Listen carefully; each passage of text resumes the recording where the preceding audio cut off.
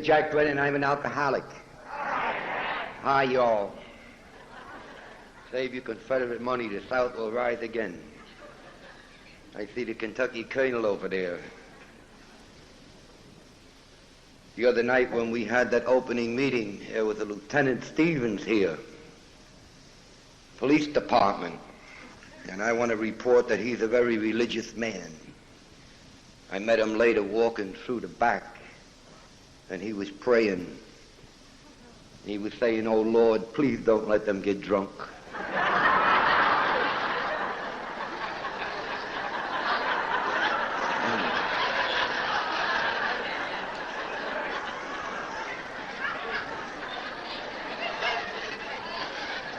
And I wondered just what the hell they would do if we all got drunk at the same time.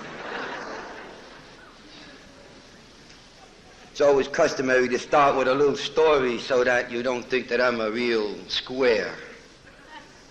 I'll tell you a little story about Mary in Ireland. She went up to the priest one night and she said, "Father, he's drunk again." And the priest said, "Oh my God, no." And she said, "Yes, it's true, he's drunk again." And he said, "Mary, I don't know what we're going to do." He said, "Every time we get this lad sober, we've tried every which way. We've tried to love him and feed him and coax him and beg him." He said, "I don't know what else to do." And then suddenly he had an idea. He said, "You know, Mary," he said, "that house that you live in is at the bottom of a little lane and there's bushes on both sides." He said, "Why don't we try and scare him sober?"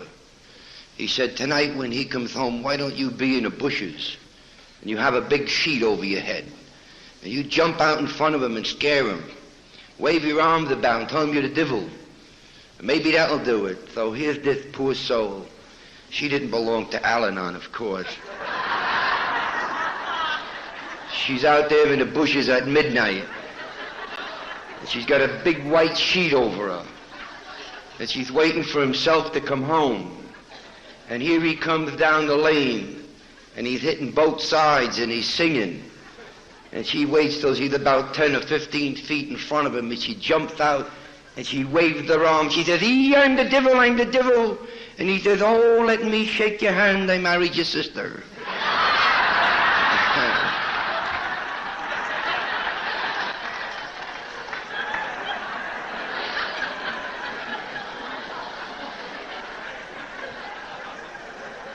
Now, the other day, they stuffed me in a plane in LaGuardia Airport. Man, I hate them damn things. Flying is for the birds. And the only reason that I fly is they have Alcoholics Anonymous airline, AA, on everything. If it doesn't go American, I don't go, period. Because I know when I'm sitting there and I see AA on the spoons and the knives and the forks and the cups, I say, I'm all right.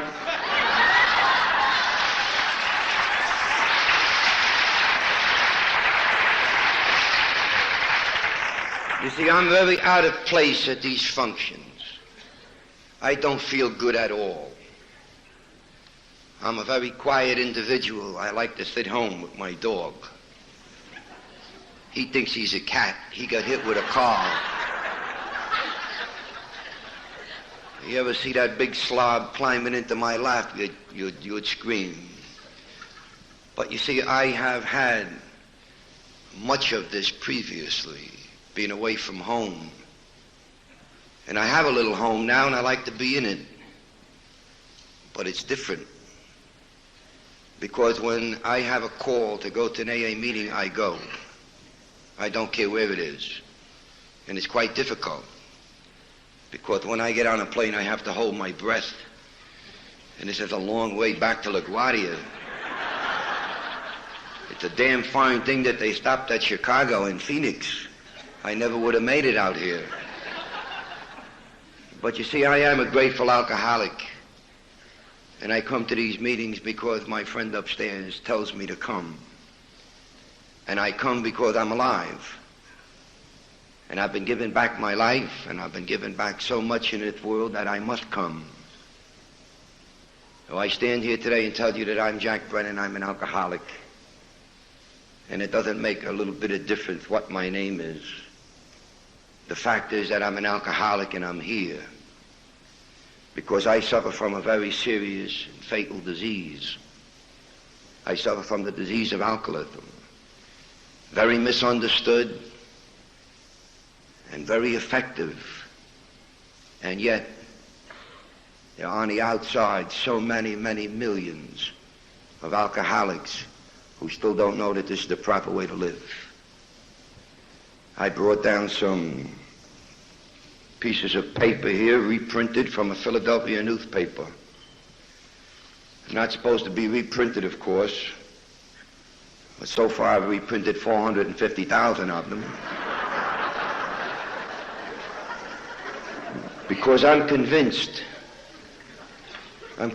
from my own experience and from the experience of many other people coming into AA that the most important thing in the alcoholic's life is to know that he suffers from a disease.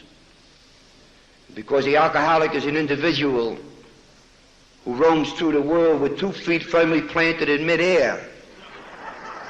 And that's a hell of a situation.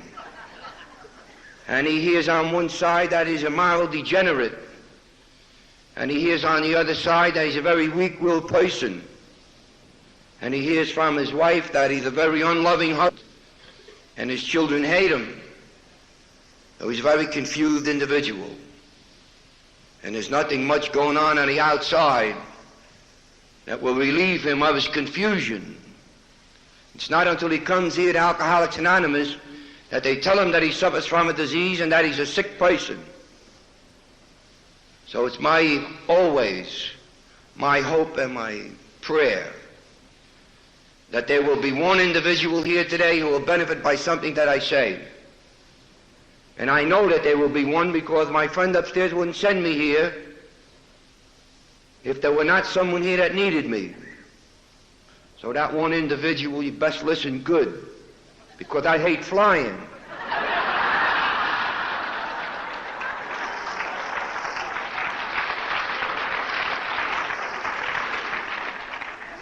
Now, this little piece here is by Dr. Lester J. Coleman. And it says, speaking of your health, the disease of alcoholism, and it goes on to say that alcoholism is an actual physical illness, sometimes described as an allergy because it reflects a lack of tolerance to alcohol. It is not a mental illness. And the word not is in italics for emphasis. It is not a mental illness.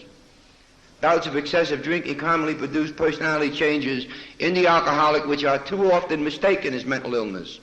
And these temporary changes in personality are due to the chemical effect of alcohol and disappear when the alcoholic returns to sobriety. Goes on to say that the alcoholic differs from other drinkers not by the amount of alcohol he drinks, but by his body's chemical reaction to it. And it goes on to say the only effective treatment for alcoholism is total and permanent abstinence. And it also further goes on to say that the way that the alcoholic can achieve total and permanent abstinence is in Alcoholics Anonymous. Because these people are the individuals who have learned to live with their disease. And that they are very willing to teach this individual how that he can live with his. And they help people gain emotional strength and dignity as human beings. So that today is why I am here. To help one individual out there regain emotional strength and dignity as a human being. And for no other reason. I love Alcoholics Anonymous. It has meant my life to me. Everything in this world that I have, own, or hope to have or be, I owe to Alcoholics Anonymous. I take no pills. The only time that I see a doctor is when one of them is alcoholic and looks me up. And then I do my best to help him. And if he can get a little stupid, he can understand me and save his life. So this is the place. And I'm so emphatic about Alcoholics Anonymous because when I came to AA, I had to be sure that I was in the right place. I had seen so much in my day that I was not convinced that AA was for me. And I say that in all sincerity, because I went out about among my friends after I was sober for a little while, and I told them that I was sick, and they said, yeah, we know, in the head. And I went home to my brothers and sisters, and I said, I'm sick, I have a disease, and they said, yeah, I know, in the head. Well now, if I have a mental illness, I don't belong here in Alcoholics Anonymous. I don't belong here. And it was terribly important for me to belong somewhere. I had no place else to go. So when I came to AA, I had to know that I was in the right place. And if you're new and you're sitting there and you're wondering whether or not you're in the right place, I guarantee you that you are. And I stand here before you and tell you that I am a miracle, without fear of contradiction. I am a living, walking, talking miracle. And everything that I have and everything that I am, I repeat again, I owe to AA. I didn't understand what Dave meant the other night when he talked about tablets. The only tablet I ever knew was what I bought for my children in school to write in. And this is a very important part of the message that I have. AA is a whole and complete answer for the alcoholic. Because some 36 or 8 odd years ago, a miracle happened in this world. Canada calls it the greatest phenomenon of the 20th century. Because a helpless, hopeless, chronic alcoholic, doomed to death in those days, as a helpless, hopeless, chronic alcoholic, was given a gift.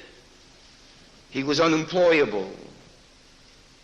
He had no one in this world to turn to. And out of the depths of despair, he cried out for some help. And he said, if there be a God, let him show himself now.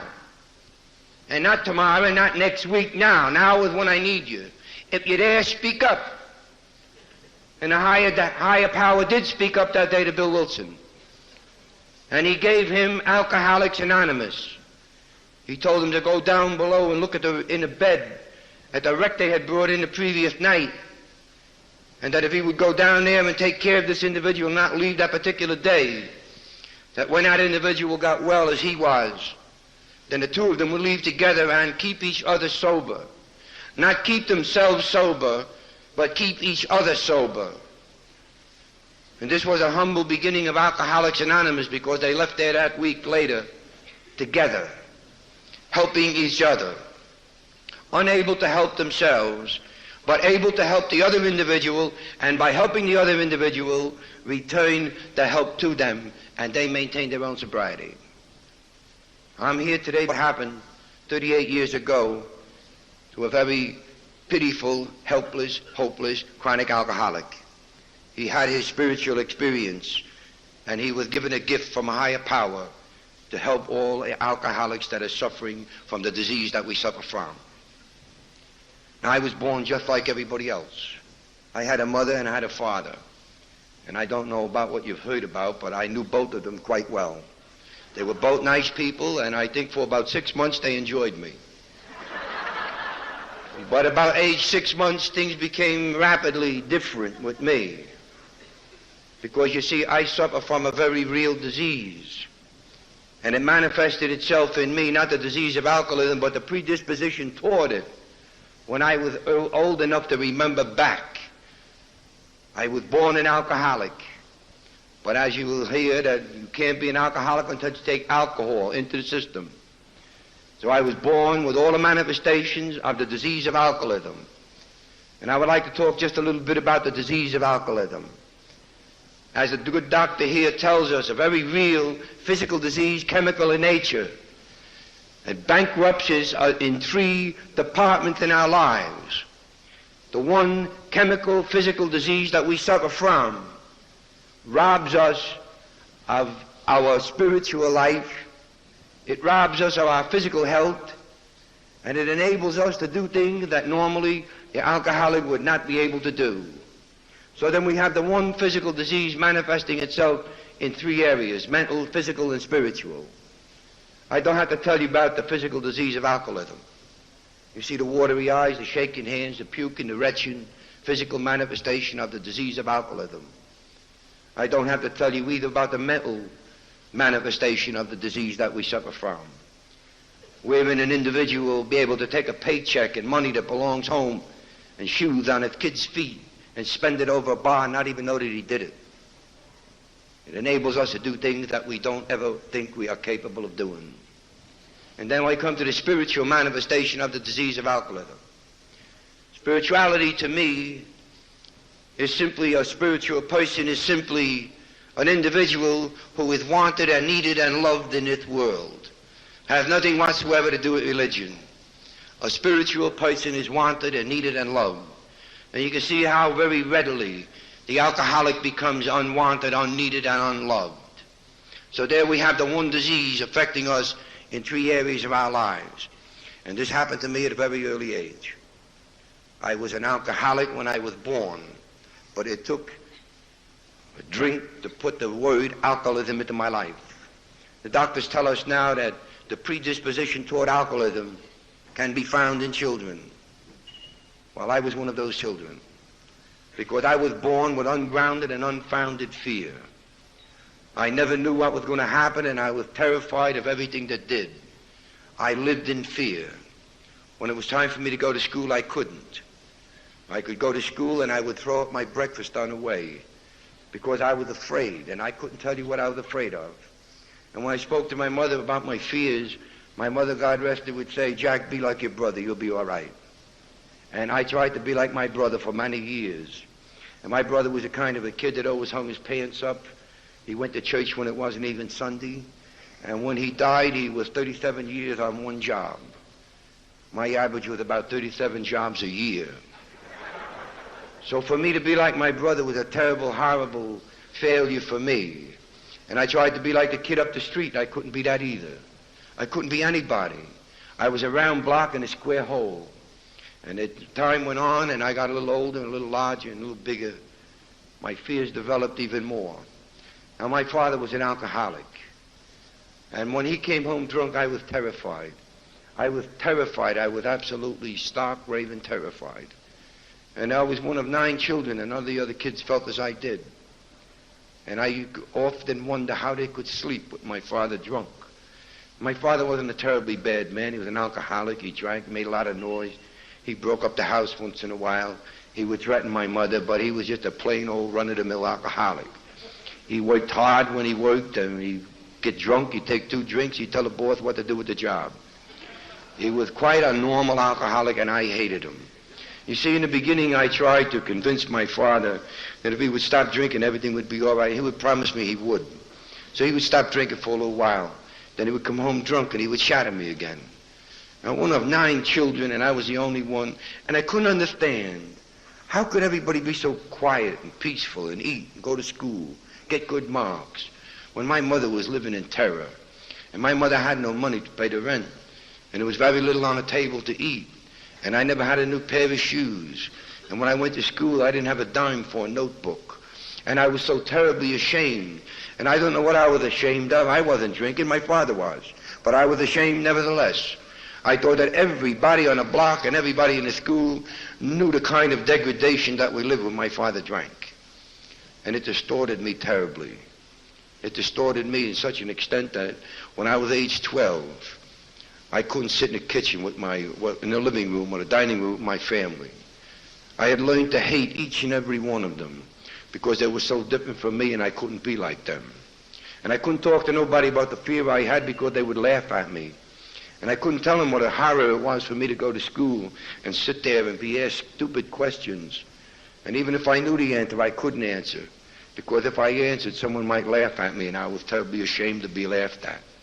So I was a kid that didn't belong anywhere in this world. And then at the age 12, something happened. I was put into a bedroom with my kid brother. My brother was 10 and I was 12. And he came up from under the bed with a bottle, and he said, "Jack, look what I found." And I said, "What is it?" He said, "I don't know. It looked like what the old man drinks." And it was a bottle of wine. It's the kid's trick. Because you see, at this time I knew that my father and alcohol didn't mix. I knew that my father drank, trouble. I didn't care whether he drank beer, wine, or whiskey. I knew immediately when he picked up a drink, there was going to be 3 or 4 or 5 days of terror in the home. Terror for me and my mother. The rest didn't bother too much. So you see, I looked at that bottle, and it never occurred to me that I could be like my father, because I never wanted to be like him. I thought he was a weak-willed person. I thought that he was just no good. And he did what he did because he just was that way. So my brother suggested that we take a drink, and I said, well, you try it first. You see, my mother didn't raise any stupid children, and I wanted to see what would happen to him. So he upped the gallon jug that we had, and he dumped the drink down, and he said, it's nice. He said, it's really sweet. It's very fine. And I took the same bottle, and I thought I was going to get the same thing that my brother got, wine. But I didn't, because you see, with my chemical body, what I got was relief from fear that I had known all my life. And in about 30 seconds, I looked at that bottle in amazement. I said, my goodness, what a wonderful thing that is. Because now, you see, I didn't care if my father was drunk. I didn't care if there was no money in the house. I didn't care about nothing. I just felt good for the first time in my life. I could sit down right now. I don't have to go any further. Because, you see, that is the difference between a normal person and an alcoholic. The alcoholic drinks because he gets relief from fear. He gets relief from a feeling of insecurity. He gets relief from the feeling of being different, not able to do things that other people can do. And I looked at my brother and I said, what do you say, we have another one? He said, you're sure. So he had 2. And when I took my second one, I was 10 foot tall. I could do anything. And I looked out at the world, and for the first time in my 12 years, I felt beautiful. I felt wonderful. And when I suggested to my brother we have a third one, he said no. And I want to tell you something that was over 40 years ago. And if you go out to Lynbrook, Long Island, you're an alcoholic, and you meet a fellow named Joe Brennan, don't drink with him. Because he'll give you the first one, and he'll give you the second one, and then the cork goes in the bottle, and the bottle goes back in the closet. You've had it. Because, you see, he's not an alcoholic. He's all finished, and you just lit the fire. Well, that's what he did to me 40 years ago, and he's still doing it. He has never ever needed more than 2 drinks. But Brother John, different. Because, you see, I took my 3rd drink, and I told him if the Lord made anything better than this, he'd keep it up there for himself. And I believed it. Because anything that could make me feel that good, that was beautiful stuff. Next thing I remember was Sunday morning. And I didn't remember what happened Saturday night. I didn't remember anything after the 3rd or 4th drink. And I had my mother bending over me crying, and she was crying bitterly. And for a person that loved my mother as I did, it was a horrible thing to see. And I sat up in the bed very quickly, and I was startled. And I said, what happened? And I had that terrible gnawing fear in my stomach. Remorse, that it's called. And we people in AA know what that is. Normal people don't know it. We're sorry even when we haven't done anything. Even when we're innocent, we're sorry. I've noticed new people come into AA and be standing with a nice new suit, drinking a cup of coffee, and somebody will knock their arm and spill coffee all over them. They'll spill coffee, their coffee, over them, and they'll say, I'm sorry. And this is the alcoholic, and this is the remorse that we suffer from. And it's what drives us deeper into the bottle, because we can't stand ourselves. We don't know what we did or how we did it. And this particular morning was my first experience with remorse. And I looked at my mother, I said, what happened? And she said, Jack, please, one in this family is enough. Don't ever do what you did again yesterday. And I said, what did I do? And she said, you drank almost 3/4 of a gallon of wine. And then you tried to take a bath and you passed out in a bathtub. And your father had to break the door from the hinges and pull you out of the tub, put you in bed. You slept all night. Please, Jack, no more. I can't take more. One is enough. Promise me. And I promised her. I promised her with all the earnestness at my command, and I was a liar. Because anything that relieved me of the fear that I had, and it made me feel like everybody else in this world, I was not about to leave. But I thought, you know, that I could just sneak one here and there and everything would be all right. I could live. Now I found a secret living. Well, you know, you say, how does a 12-year-old kid drink? Well, if you're an Irish Catholic, it's very easy. Just become an altar boy. And I have had some of the best drinks in my life in those sacristies. They really go first class. And I would get there early in the morning. I would ask for the 6 o'clock Mass, and everything would be fine. Because, you know, there's nobody at the 6 o'clock Mass. I'd get there 5:15, and everything would be fine. Because there's only 2 little old ladies in the front row. They got shawls around their head, and they're very quiet. They got to get there early because they're afraid they're not going to make the day, don't you see? And they stand there, and the priest gets there a little later, but you're in the sacristy. You have your eye opener. And I did this many days. And I went to school. And not only did I go to school, I would tell a nun, come on out of the seat, sister, take a seat there. I'll take over the class today. You see, with a drink, I could do anything. With a drink, I could do anything. And I did anything. Well, it wasn't too long before, at 16 years of age, my mother threw me out of the house. Because, you see, I looked at my father working hard. And I had no shoes on my feet. And I wore my brother's shoes and my brother's pants, and I didn't like it. And I said, hard work is not for me, and I didn't believe in work. I still don't. I think work is for horses and fools. But I don't like to be in jail till I work. And I work pretty hard, too. It's a good thing I have my boss. He's afraid of me. And I can get away pretty good, you know, when I have. That's the way that it works. But you see, back then was different. Because I looked at money as my God. I had quit going to church because my prayers were never answered. My father was still drunk. And I came home this particular day, and my mother found me in the kitchen threatening my father with a gun.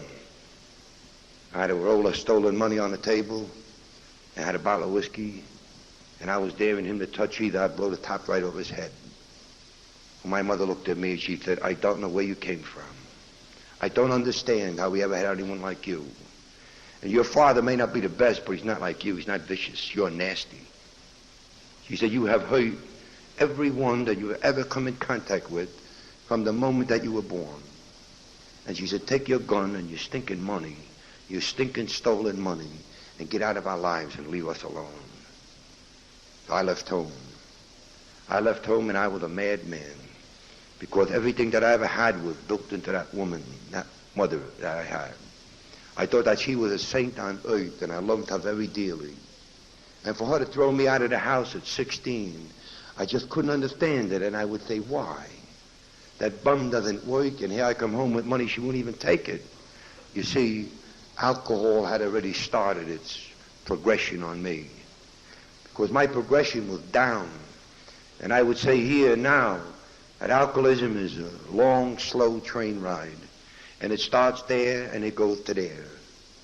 And if you persist in alcohol and drinking alcoholically, then you'll take the whole route and you'll go to the last stop.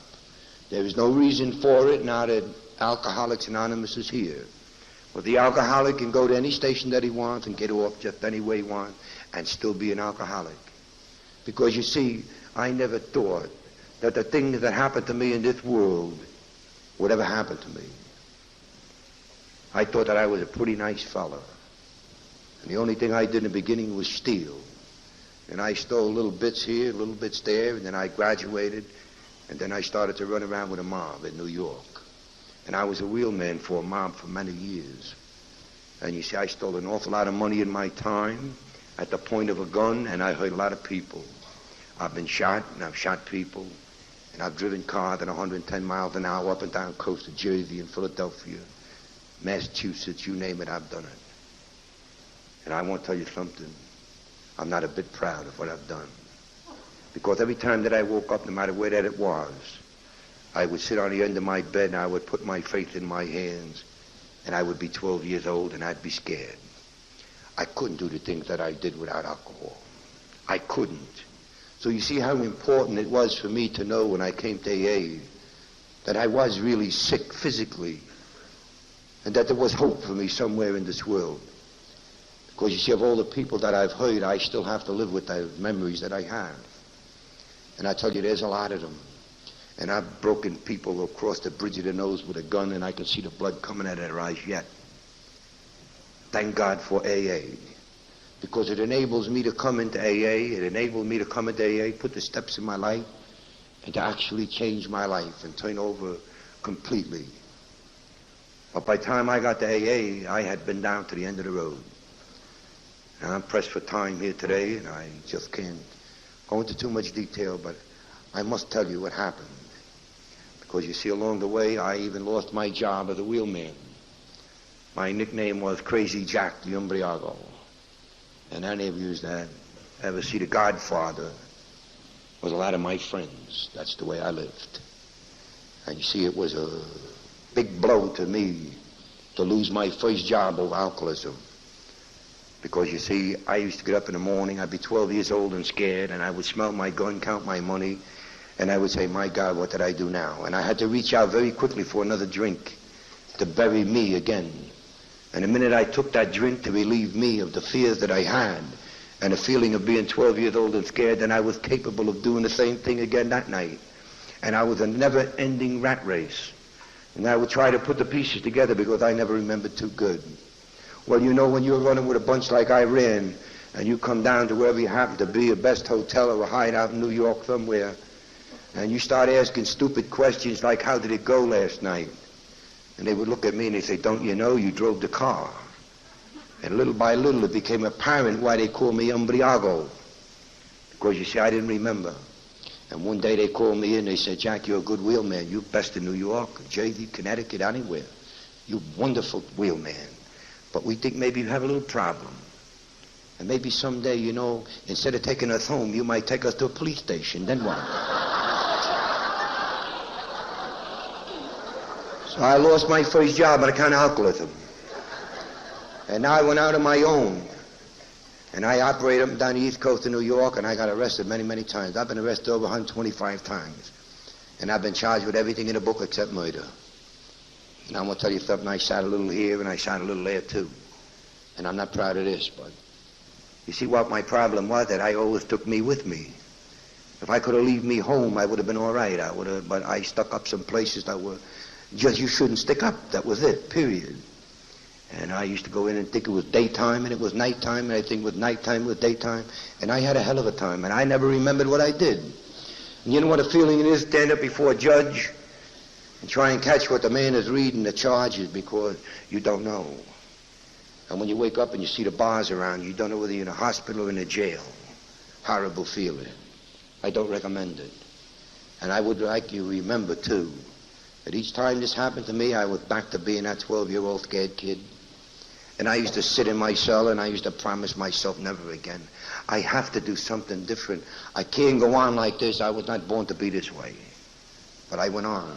And I got married and I had a very lovely wife. She was a very naive and simple girl. Never knew anything about what I did. And I married her and we had a baby, and I didn't work too good, you know. I didn't work at all, period. I stole. And she liked my friends very much. She thought they were very interesting people. I never told her, of course, what they did for a living, and she never bothered to ask me, and she used to run with me pretty good, and we had a ball, plenty of money. But then things changed because I began to realize that I was having trouble with alcohol. And I began to realize that there was something in me that made me like my father, and I didn't want to be like my father. I hated my father. In fact, I had threatened to shoot him on sight. My brothers and sisters had long since given up on me. They wouldn't talk to me, they wouldn't answer the door. If I rang the bell, they were terrified of me. So I was a madman when I drank. And this is the situation. And the only one I was ever gentle with was my wife, because I depended on her for everything. And I would come home, and if I was hurt, she would bandage me up and try and get me a doctor. And if I was sick, she would nurse me a little bit. And she never said too much about my alcoholism because she never knew. I was never home that much. And when I was home, it was more like party night. Let's go out and get drunk. I've been away for a week. So you see, my wife was a very naive, simple individual. But little by little, she learned. I left home, and I went to sea. And I went to sea in order to get away from my wife. Not that I didn't love her very greatly, I did. Not that I didn't want to be the husband that she expected. But I couldn't let her see me getting up in the morning. I was ashamed. I knew there was something wrong with me. And I was getting more like my father every day, and I didn't like it. So I was going to give this thing a good fight, a good battle, and I did. I beat myself right into the ground trying to beat booze. You see, because I went to sea and the war started, I had a lot of trouble in the war, and I came home finally after the Normandy invasion. I came home in a hospital ship after being in a coma for 16 days. And I was in a coma for 16 days because I'd been beaten to a pulp. I went into a prisoner of war stockade. And I took on about 5,000 German prisoners of war. It's kind of a stupid thing to do now that I look back at it, but it seemed to be a good idea at the time. I did that because that particular day my booze deserted me for the first time. I drank myself sober. And any alcoholic that's sitting here will know the effect of drinking yourself sober. You pour it in like there's no tomorrow. And the more you drink, the more clear your head becomes. A very unusual phenomenon. But it happens. It happened to me, and I went completely berserk because booze wouldn't deaden me anymore. And I couldn't go down and do my job in the engine room of a ship. And I went into this prisoner of war stockade. I was beat up quite bad. I was in a hospital for 2 months, and then the doctor told me, no more war for you. Go home. You're a hero. I wanted to kill him, because now if I went home, my secret would be out. So I argued and I fought, but I went home. And now this woman, this naive, simple woman, her education started. But I walked into a house where there was a baby and her, and I asked for booze. And she said, what are you talking about? I said, whiskey, booze. And she said, Jack, I live here with a baby. I have no booze. And I said, well, go down and get some. So she went down and got some, and a couple of 3 hours later, she performed that feat again. And she began to look at her husband with different eyes, but I didn't care no more. Now it was a struggle for survival with me, and the only way that I could survive was to drink. So I drank around the clock. I drank morning, noon, and night because I couldn't leave it down. If I left it down, I would die. I was sure of that. So this went on for a little bit, and then she said to me, Jack, you're having trouble with alcohol. And I said, don't even talk about it. Because you see, along the way, people had tried to help me with alcohol. And everybody that tried to help me, whether it be a priest or a social worker or a minister, whether it was a prison or a hospital, it didn't matter. They all tried to help me, but they all started with the same thing. Stop drinking, we can help you. I said, go to the devil, because I can't stop drinking. You talking to somebody, help me with my drinking, but don't ask me to stop because I can't. I can stop breathing easier than I can stop drinking. I'm one of those peculiar people. I thought that I was all alone in this world. I'm one of those peculiar people that couldn't live without a drink, not for even 2 hours. Well, my wife was a very determined woman. And she went out one day and she inquired here and there. I don't know where she went, but she found out about Alcoholics Anonymous. And she came home with this big book. And she gave it to me. I looked at the title and I threw it through the window. And I told her that she would follow it if she ever mentioned it again. Because I am not an alcoholic. An alcoholic is that bum that my father is. I'm not an alcoholic. But she was determined. And she was learning fast. And one day I got up and I went down to my favorite bar. And I ordered a drink and the guy said, no, good, get out, quick. I said, what's the matter? And he said, your wife was here. And she said, if I give you even one drink today, she's going to burn my bar down.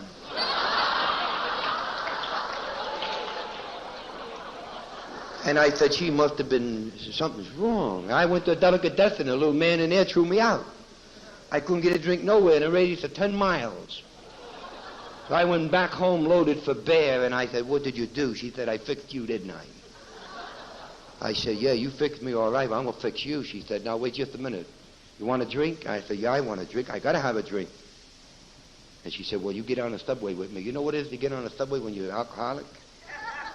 Man, you got to ride through a long tunnel, and you wait for that damn thing to stop halfway, and you die 1,000 deaths. So I got on the subway for a drink. And we went to New York, and she bought me another one and shook me up so bad. And she said, now we're going into that Protestant church. I said, Protestant church? What, are you out of your mind? I'm an Irish Catholic. Of course, I hadn't been to church in 20 years. I was wanted in 4 states, but I was an Irish Catholic. In fact, when I stuck you up, if you weren't an Irish Catholic, you didn't even get car fare. Nothing. You didn't belong in this world. You were only for me to abuse. And if you open your mouth too big, I'd break your head for you. But I went into that church because she said, if you don't get another drink. And I went in and I said, what is this dump? And she said, this is an AA meeting. I said, what is that? She said, they're going to help you. I said, oh, they're going to help me like everybody else helped me. And I said, all right, I'll sit in the back and I'll listen, but they better help me quick. because I can't stand too much of this. And some jackass got up here like I'm up here today. And do you know what he said? Don't take the first drink and you won't get drunk.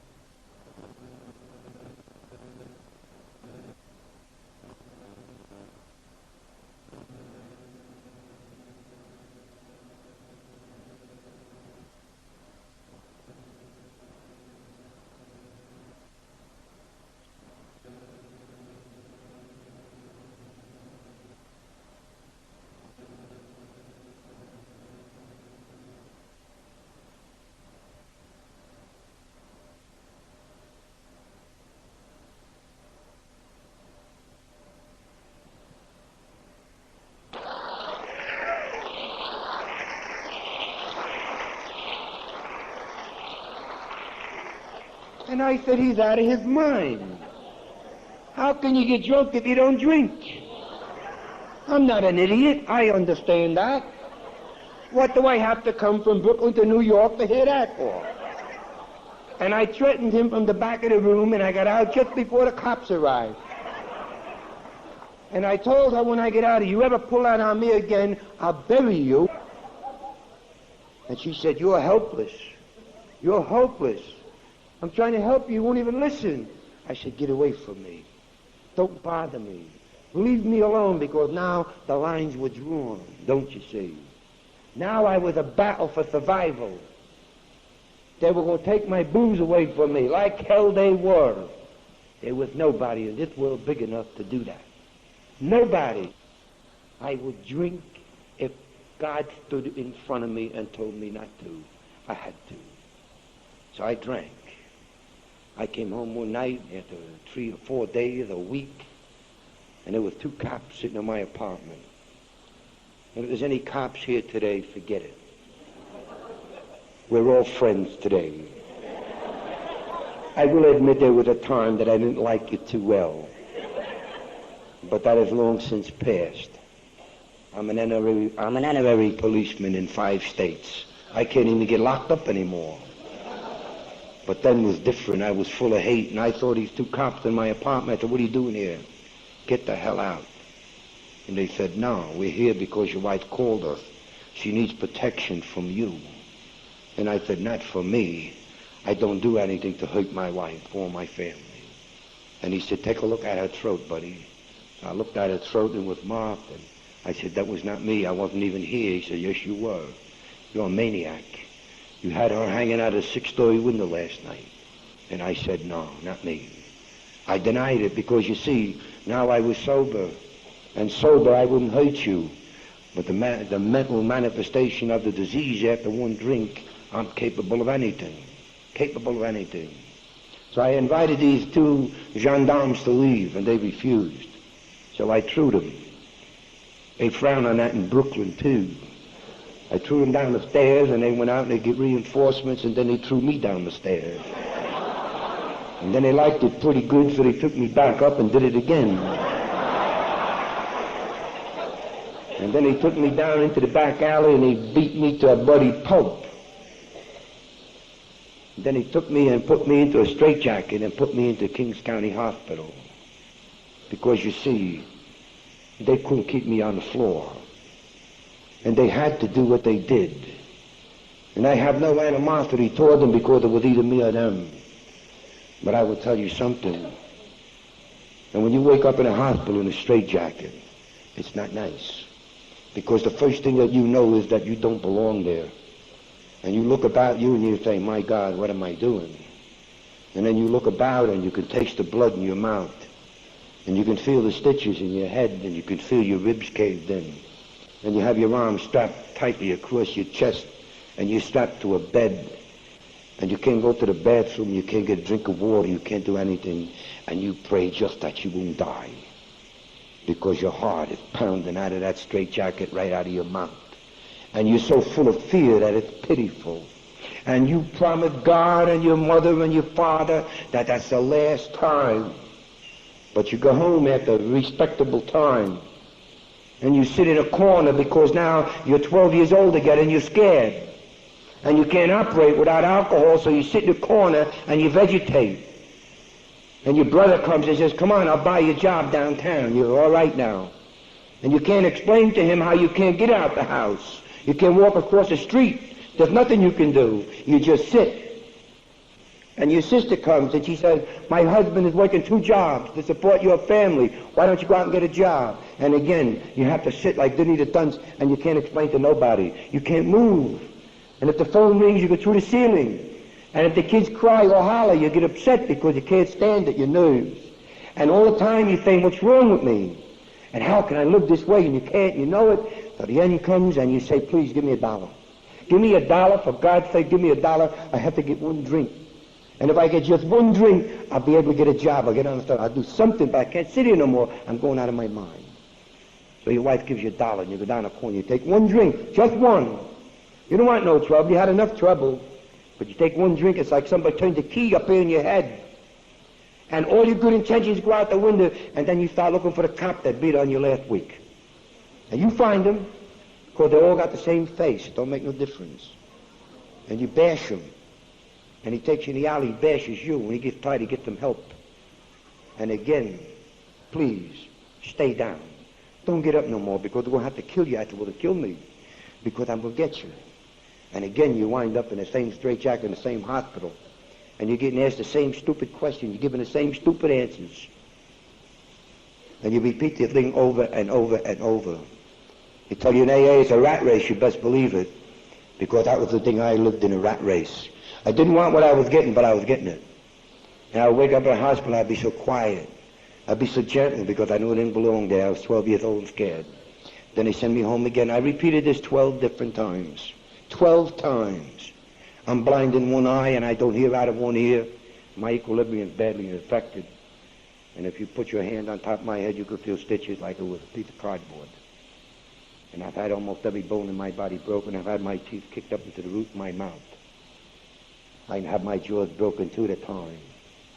I had my nose broken so often the last time I went to the doctor. He said, looks pretty good, let's leave it that way. I had 203 stitches in that part of my right hand. I put it through a windshield of an automobile. The night they told me my mother had died. Shatterproof glass, it shattered. And I almost killed 6 nuns that were trying to help me by stitching up my hand. I threw cans of ether around the operating room. I almost passed everybody out. And when I woke up, I was in a straitjacket again. And I didn't know why he was even there. There was a cop at the foot of my bed, and he said to me, son, he said, if you move just one eyeball, he said, I'm going to beat you into unconsciousness again because you're a madman. And I sat with a big bubble, a plastic bubble, and I looked at the mess that my hand was, and they told me I'd never use my hand again. And when they told me 203 stitches, I didn't see how it was possible to put them all in such a small area. And I got thrown out of that hospital 2 days later for getting drunk in bed. I went away from that hospital with 203 stitches, and in the back of a bar down in Greenwich Village in New York, a week or 10 days later, I took them out myself. Never went back to the hospital.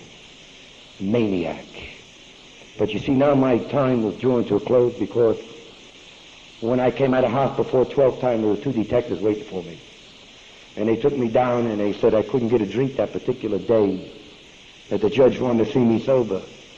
And I went to a court where a judge was sitting waiting for me. And my wife was there and my children were there too by this time. And I was scared and I was 12 and I had ice water in my belly, but I was a hard guy, wasn't I? You see, we alcoholics are 2 people, and we bury the one that we don't like, and we put on this hard front. So I stood in front of a judge that knew me by my first name. I'd been there so many times. And he said to me, Jack, don't be frightened. He said, I don't know how you feel. He said, but I got to bring you in. He said, I want to explain something to you. He said, please try and understand. And I said, I'll understand anything you got to say. I said, I'm not stupid. He said, no, you're not stupid, but you're a very sick boy. And he had a prognosis of me by 3 doctors in New York. Very fine doctors, believe it. They knew what they were talking about. And they said that Jack Brennan is a homicidal maniac, and that he might wipe his family out overnight, not even know that he did it. And they said, Jack Brennan, it's impossible for him to know the difference between right and wrong. And they said that this man will not live for the next 5 years. And if he does live for 5 years, it will be in a mental institution because he's suffering from a very badly damaged brain induced to the use and abuse of alcohol. He will never ever be able to work another day in his life.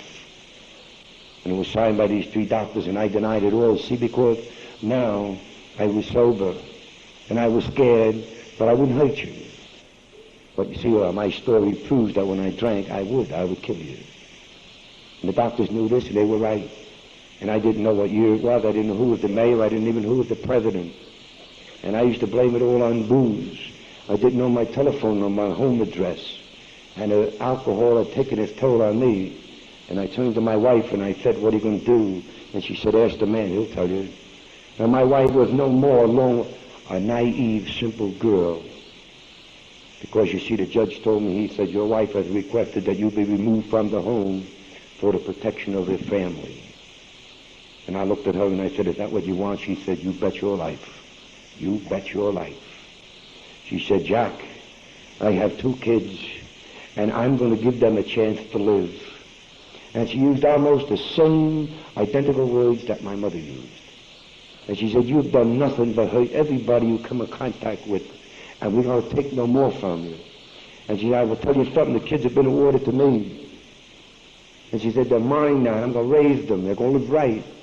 And if you stick your filthy face in my home again where I'm raising my children, I'm going to kill you like somebody should have killed you a long time ago. She said, I'll get you in the nighttime when you're sleeping, and I'll stick a knife in your belly, and if God is above me, I'll kill you, because I hate your guts. And then again she said, get out of our lives and leave us live. I said, I'll get. And I told her that day, I remember, I said, you'll need me before I need you. She said, no, and don't you believe it. So I was taken out of court, and I was put on a subway to New York for free over the turnstile by 2 detectives. And they told me, don't come back to Brooklyn. Well, I never heard anybody before that was ever thrown out of Brooklyn. But I was, and I went to New York full of hate, and I was going to get a gun, I was going to do a lot of things, but that was all alcoholic dreams. You see, alcoholics live in another world. And I was going to do this, I was going to do that, but I wasn't even able to get out of my own way because our doctors were right. So I went to New York, and I lived on the Bowery for 2.5 years. Now, you were looking at a Bowery derelict.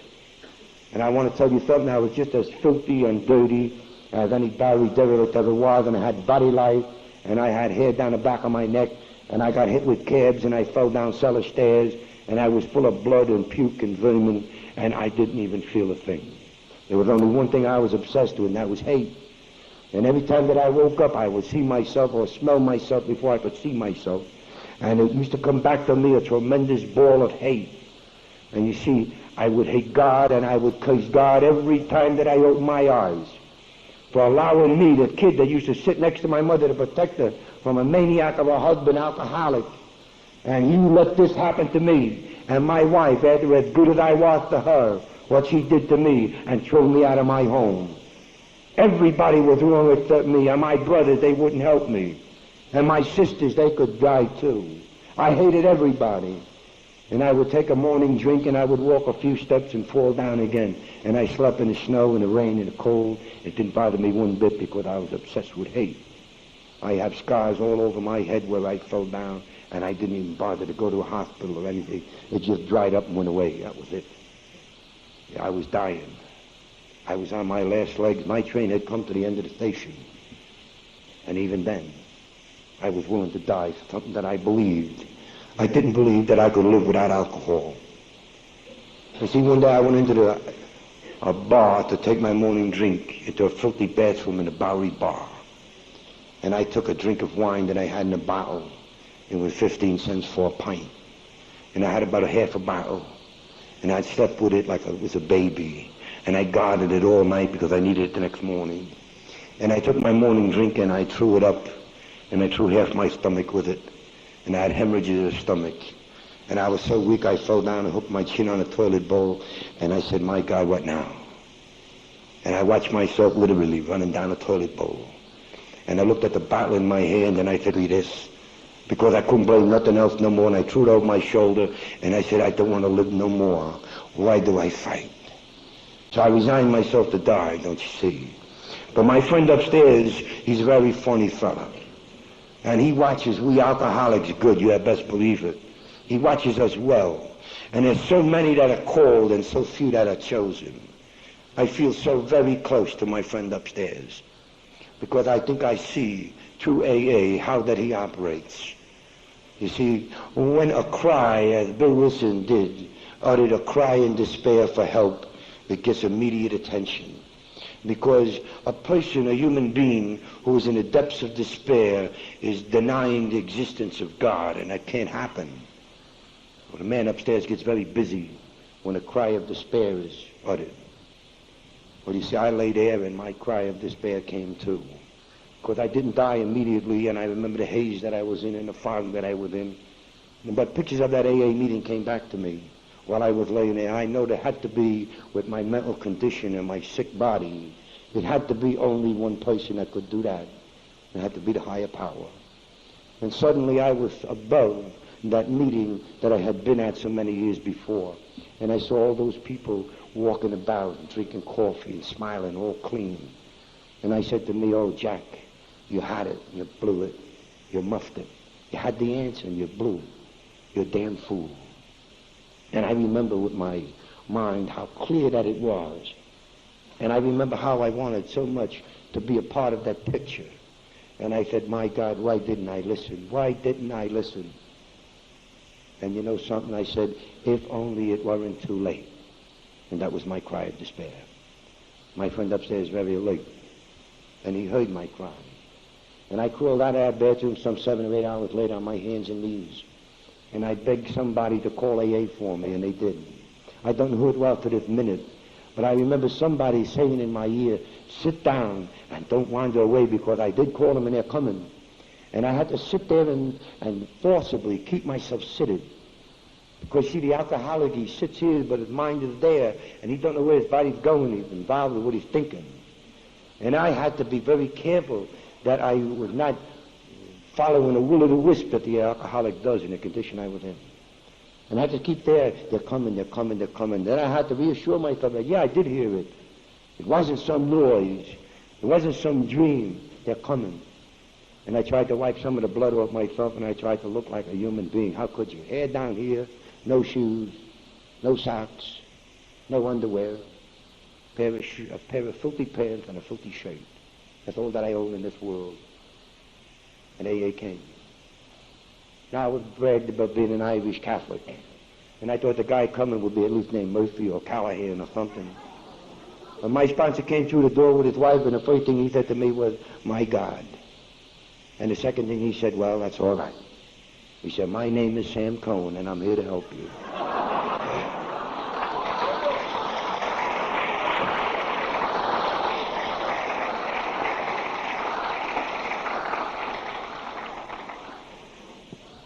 You new people, when they read that preamble, listen good. No religion in AA. Because this little beautiful man, Sam Cohn, and his wife Jean, they stood there and they looked at me, and I looked at them. Jean was not an alcoholic, but Sam was, and all she could do was hold her hand over her mouth. She was so terrified. She had never seen anything like me. And Sam told her, he said, it's all right, Jean. He's an alcoholic. And he said, do you want to come with us? And he told me something that I longed so much to hear. He said, if you come with us, Jack, he said, you don't have to drink no more, and you're going to be all right. Now, either this man was an idiot, he was the biggest fool that walked on the face of the earth, because he flew directly in the face of 3 very scientific and very right doctors. Or he was either a fool or he had a secret. I know he had a secret. Because, you see, he had been in AA, and he had been down where I had been. Not quite as far, but he had had his bottom. And he knew the power of Alcoholics Anonymous. And he knew where it came from. And he said, without fear of contradiction, you come with me, and you don't have to drink no more, and you'll be all right. So I came with him. And he was right. Because that was 25 years ago. And I've had 25 years of living.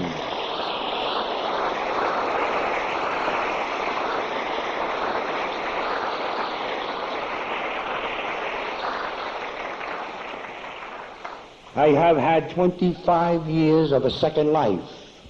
Do you wonder why I'm so grateful?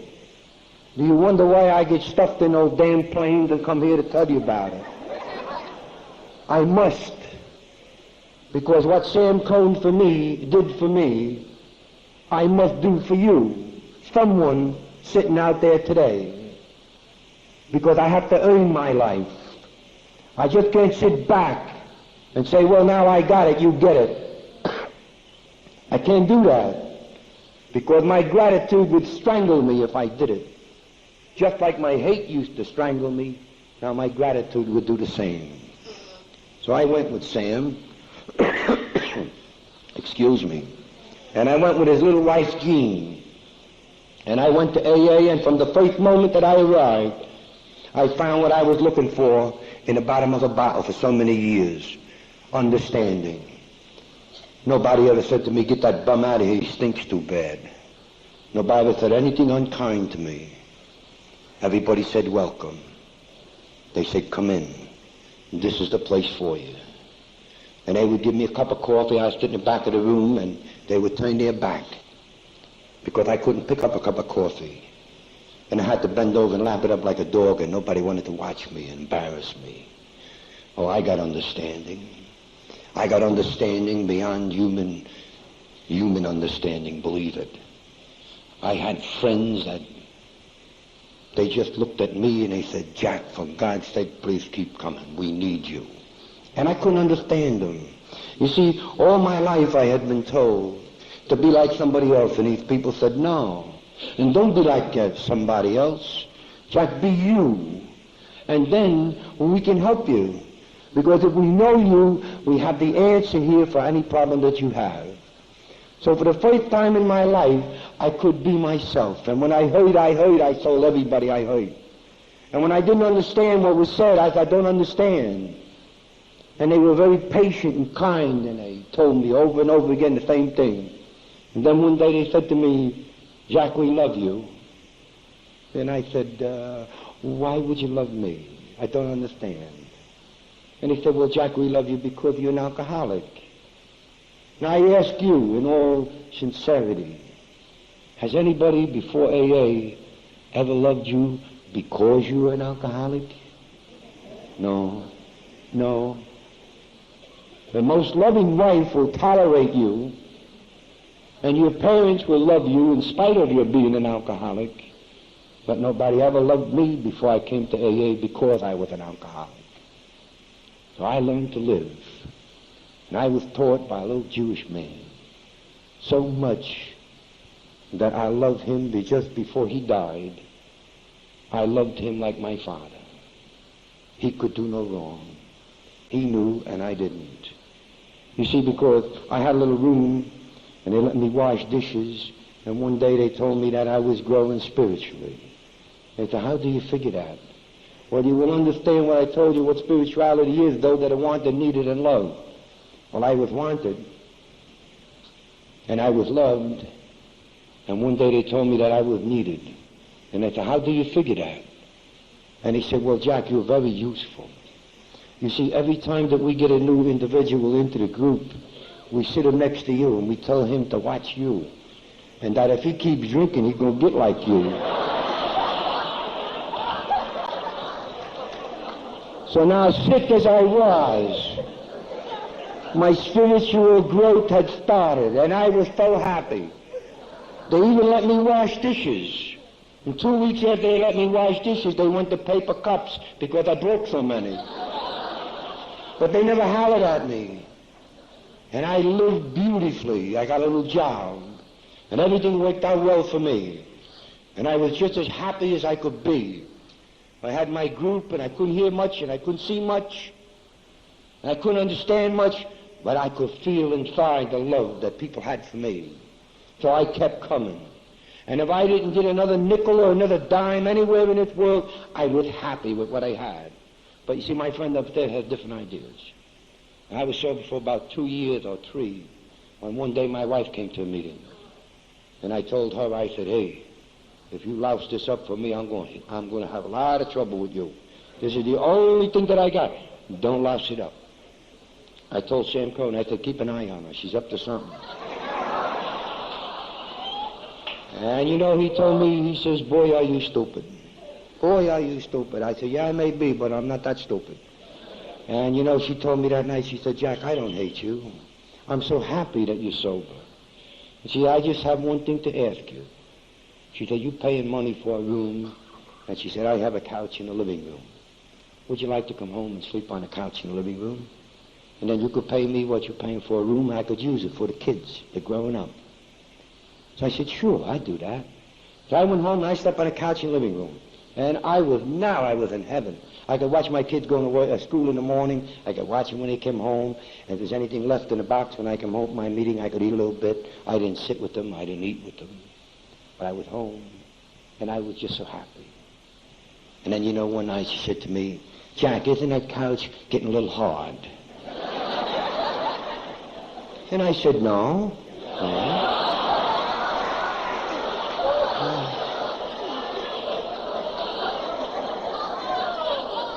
I said, that's a nice couch.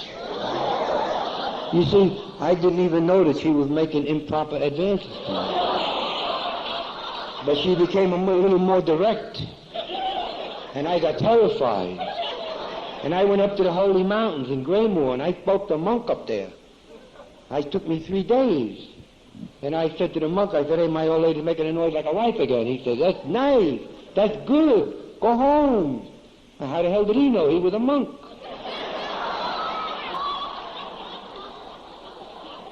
So I went home.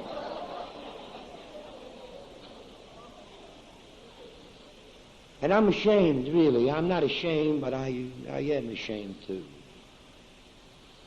I had a terrible time. I had a terrible time. It was so hard, could you believe it, for a man, a full-grown man, to take his rightful place in a home. My little daughter had to teach me how to eat with a knife and a fork. She had to hold my hand while I learned to cut meat with my hand. And my son used to bring me my pipe and my tobacco and my cigarettes because I would forget them all the time. And I didn't remember where I had put them hardly ever.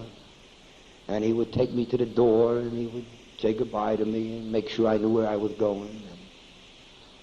And my wife, she'd take me down the basement when the kids were in bed and sit me before a big mirror and teach me how to speak.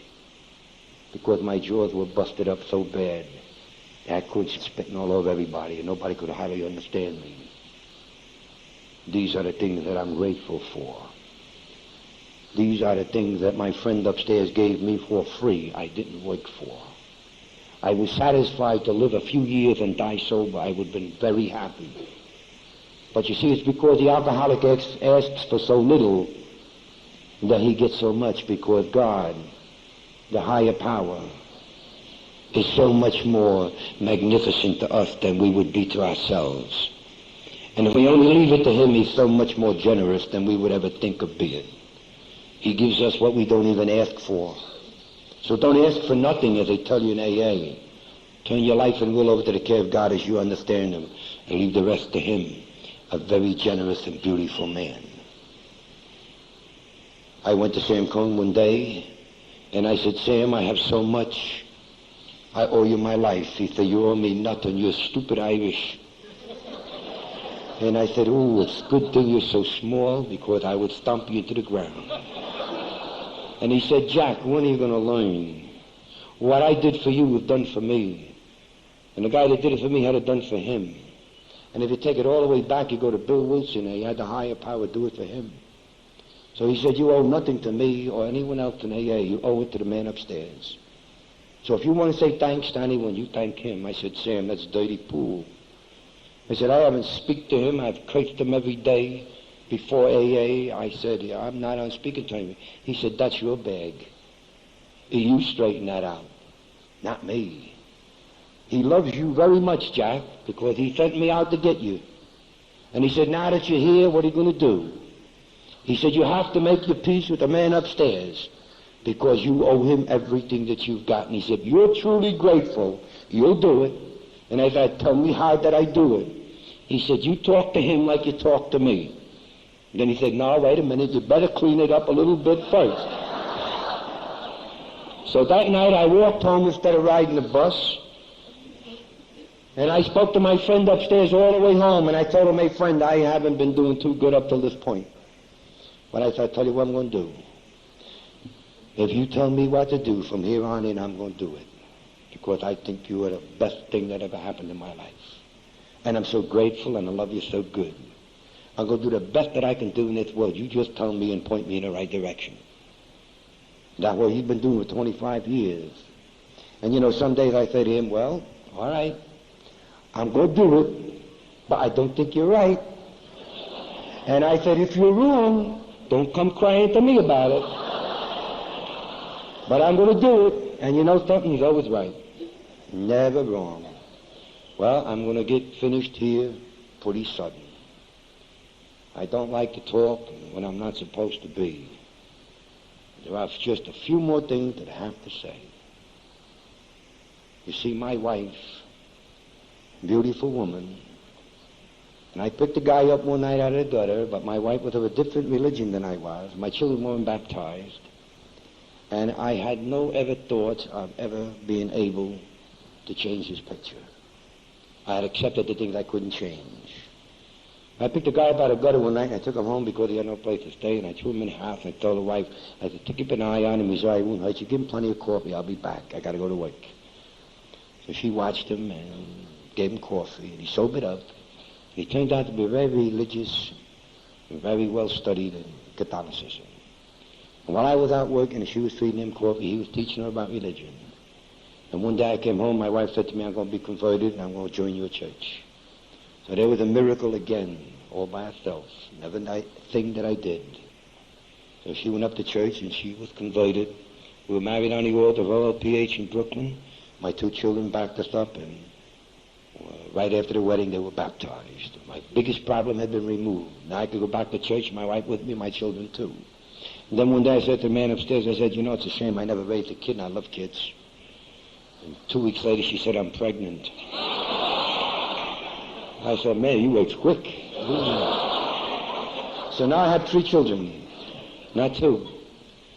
And my youngest boy is a National Merit Scholarship winner.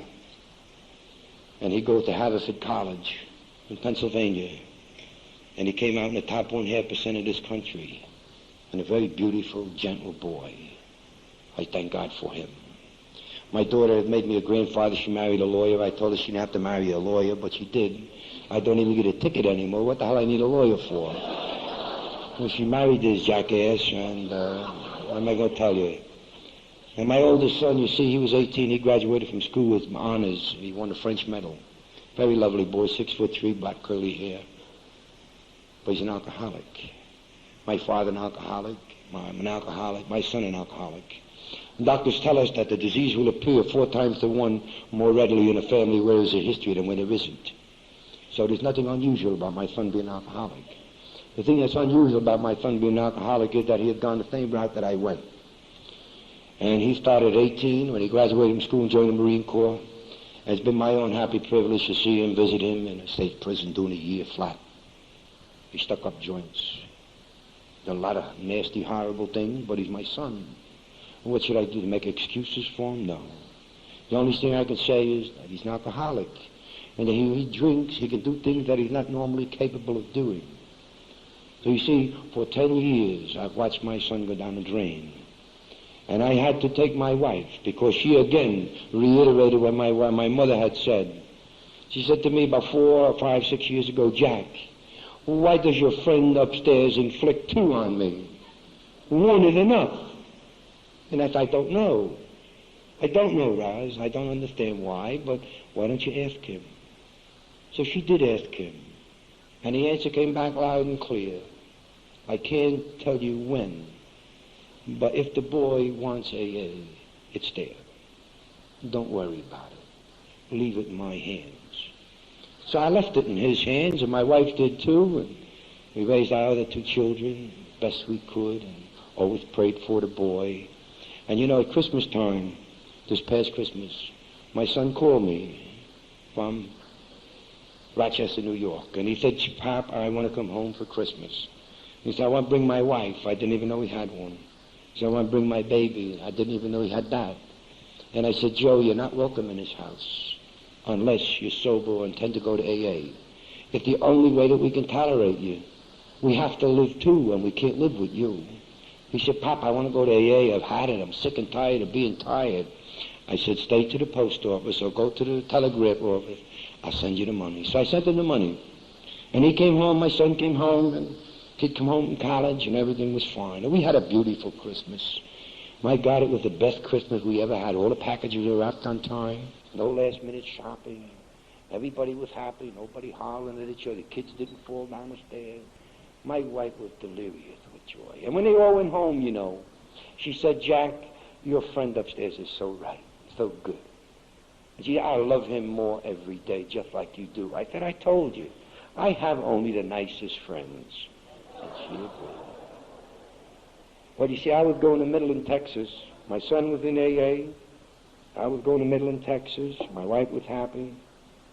And on 20th of January, I got tremendously upset. I was due to leave on a Friday. I was going to stay Friday, Saturday, and Sunday. And I got terribly upset, and I couldn't understand why. I know now it was my friend upstairs gnawing at me. He was alerting me, and I didn't know it. When I came home, I said, I don't feel too good. She said, well, the moon isn't up there. I don't know what's wrong with you. So I said, well, I don't know either, but... She said, well, when you have a good sleep tonight, it'll be better tomorrow. So I got the next day, I was worse. That was Thursday. So I went to the airport, and I didn't go to work. I went to the airport, and I had a big argument about my tickets, changing them so late, from Friday to Saturday morning. And when I come home, I told her that, and she said, Jack, you shouldn't have done it because now you only got an hour between getting off the plane and the banquet. I said, I don't care. I just got to stay home. I don't know why. I just feel bad. And that night, Friday night, instead of being in Midland, I was home. And I went into my bed about 11 o'clock. My bag was packed, shit packed in, and she was teasing me. She said, Ma, you look so sad. Why don't you cheer up? I said, Roz, I can't. I don't know what's wrong with me. I said, but you go to bed, hon, and everything will be all right. I'll get to Texas tomorrow, and everything will be fine. I'll be back Sunday night. Well, that night, you see, about 1:30, she woke me up, and she said, Jack, I can't breathe. And, I every night I put my head on a pillow, I hear the same thing. Jack, I can't breathe. And I got out of bed in a stupor, and I looked for her behind the door where she was sitting, and I said, what's wrong? And she said, I just can't breathe. I don't know.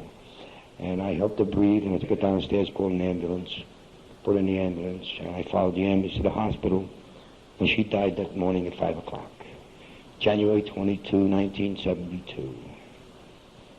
And a lot of people will say to me, well, why are you so happy? Well, I'm not happy because my wife is dead.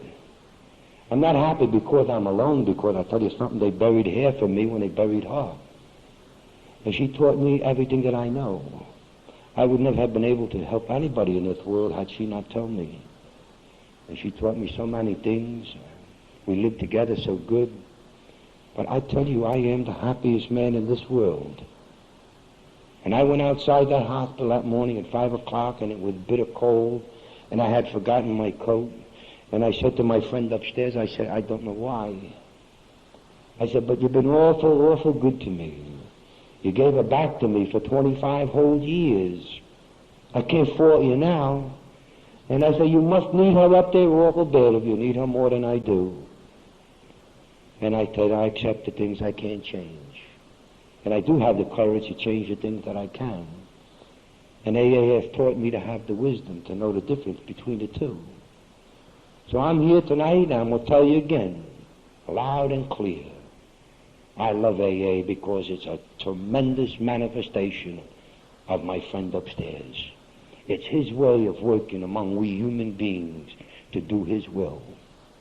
And they tell us every time that we read these traditions and steps, the steps are the things that strong men climb towards spiritual perfection and never achieve it, but the fight and the struggle is what makes it worthwhile. So I can move a mountain with a spoon, and I have enough faith for everybody sitting in this room and any other room. And I say the same thing to you today, what Sam Cohen told me years ago. Jack, you come into AA, and you don't have to drink no more, and you'll be all right. And that's a guarantee from a higher power that loves you very greatly, very greatly. So if you're sitting out there and you're this way and that way, and jump in with 2 feet, and I would say this to you, that if I can do it, you can do it too. The morning that I got on a plane to come down here, my oldest son picked up a drink, and he beat the hell out of his wife and busted up his house and wrecked his car. And I had to come down here and leave him drunk and sick in a house, and I don't know what I'm going to find when I get back. But that doesn't take away or detract. That this program is here and it will work if you want it. And if you don't want it, there's nobody in it, God's world, that can make you take it. So we don't tell you to take it, we beg you. Please, come into AA and give it a fighting chance. And you'll be like me, and you'll be like all the other miracles that you see here anywhere in AA. This morning I got up, opened my eyes, and I said my little prayer. It's called Secret. I meet my God in the morning when my day is at its best. And his presence comes like sunrise, like a glory in my breast. All day long that presence lingers, and all day long he stays with me. And we sail in perfect calmness over a very troubled sea. So I think I know the secret lane for many a troubled way. You must seek him in the morning if you want him throughout the day. I won't put my feet out of the bed until I said that little prayer. Because 25 years later, I'm still an alcoholic. I suffer from the same physical disease, and I take one drink, I'm dead. So I have to necessarily in the morning know who I am and where I'm going. And I don't know this until I take one look at my friend upstairs and say, thank you for this morning. I'm going to do the best I can today. There's not much more I can tell you. I would just thank everybody for being so kind to me while I've been here. And I would like to leave you with a little blessing that I love so well. May the roads rise with you, and may the wind always be at your back, and may the sun gently warm your face, and may the rain softly fall on your fields. And until we meet again, may the good Lord hold us all in the hollow of his hand. Thank you, and God bless you.